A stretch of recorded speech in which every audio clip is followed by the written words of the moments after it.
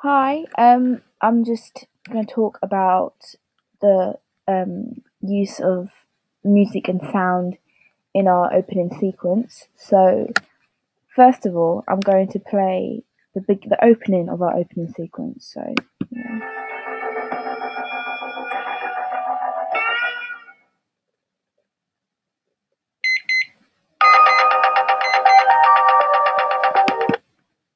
Now this um, opening I thought was quite good because it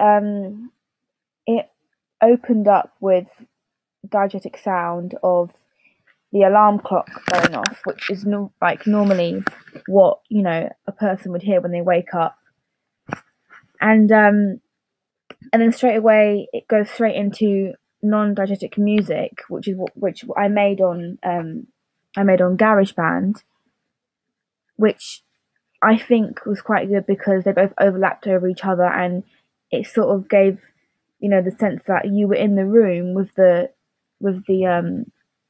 diegetic sound of the alarm clock, but yet you weren't in the room with in the story because you heard the non-diegetic sound in like over top of the opening sequence. So I thought that was a really good idea. Um, we made this. Well, I made this music on GarageBand, which I felt was I did this on purpose to make the music more happy, more pop, like more light-hearted. And I'll play it for you now, and you can just listen to it.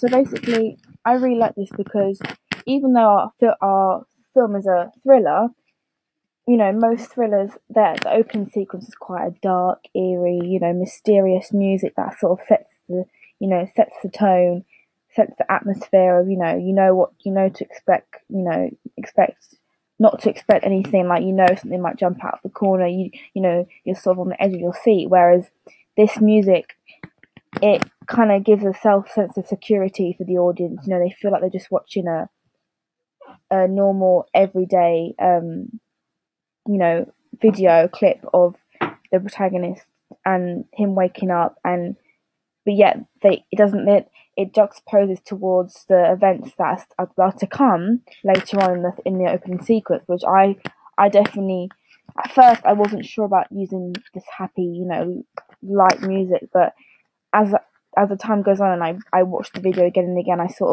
I really like it because I feel like it's really effective and it juxtaposes really well.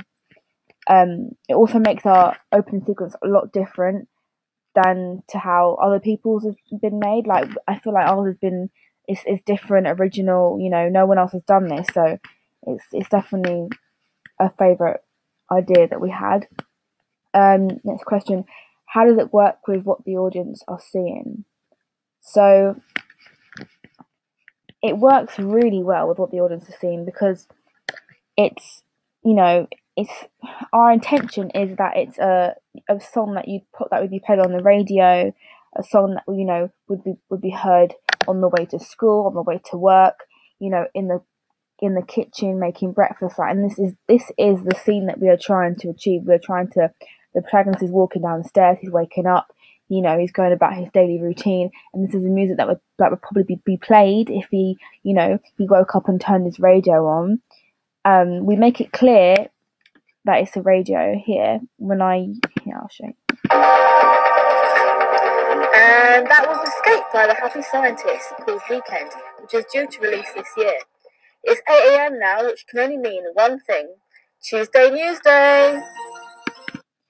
So that voice recording was recorded on my iPhone, and we transferred that on the computer. But that was to make it clear to the audience that music being played was, music played on the radio, which actually makes you think whether that music being played, is it really non-diegetic sound? Is it really sound that we've placed over the top of our video, because if I'm speaking in the video or my voice recording about that's the music from the radio, then people can see it as both non-diegetic and diegetic, or just diegetic by itself, because in fact it's actually the music he's listening to. So you don't quite get that at the beginning until the radio presenter announces that was actually what was being played in his kitchen, in his as he was waking up. What was the feel you were going for? Once again, very happy, comfortable, everyday feel. Not to give the audience any clue on to what's about to happen or what this thriller's about.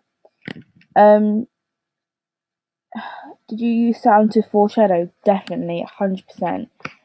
As you can see, if I go back to this here, listen very carefully to what I say. And that was Escape by the Happy Scientists, called Weekend, which is due to release this year. So I as a radio presenter, called that song Escape by the Happy Scientists, which, we were thinking of songs to names of songs to use, and that was definitely a really good idea, because that's basically foreshadowing how the protagonist has been tested on by scientists, and he's basically trying to find a way to escape. So, but no one really, no one watching this is gonna immediately link that until they watch the events, and then they go back to it, and then they'll recognize that we did foreshadow, that the sort of topic of human testing already from the beginning. So I really like that. What did you create? What did you use to create and record your sound? Once again, we used a voice note on an iPhone. We used GarageBand. Well, I used GarageBand to put different clips together, and it was really easy to save. It saved straight to iTunes, which was easy to upload into our opening scene on Adobe Elements. So that was really good. It was really easy and simple to use. Are you happy with it? Yes, completely. I think that we did an amazing job. I mean, even here you can see, when we play this, www.4cafm.com. This is Giant News at 8 p.m. with your 20-second update. Suspicions continue to rise as Jack Bauer alleged Penny Johnson being blamed with Sam regarding human transplant. So this different voice recordings are meant to be radio presenters, news reporters, all reporting, these missing young people coming from human testing, okay? And I found this really effective because it sort of confused the audience. It sort of created a hectic, confusing atmosphere, and it was, people don't know. It's quite busy, quite packed. Like, no one really knows what's going on, and it sort of throws the audience off track. So I really like that. So I'm really happy with that, definitely. We've even got the news bit here, the news sound after my radio presenting.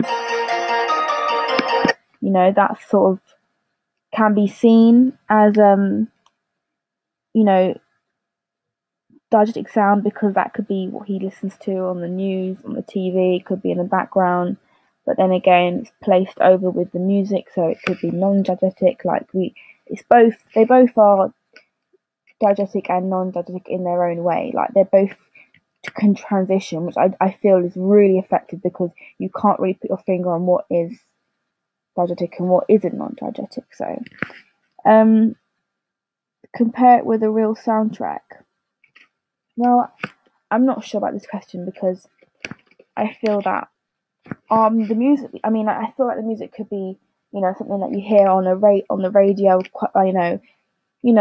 A song, a genre of music that can sort of apply to everyone, so it reaches a wide audience. Because, instead of using heavy metal or rap or something that doesn't suit everyone, like this music will fit a wider audience, which I found very effective. But I don't really think it sounds like any soundtracks I've heard before.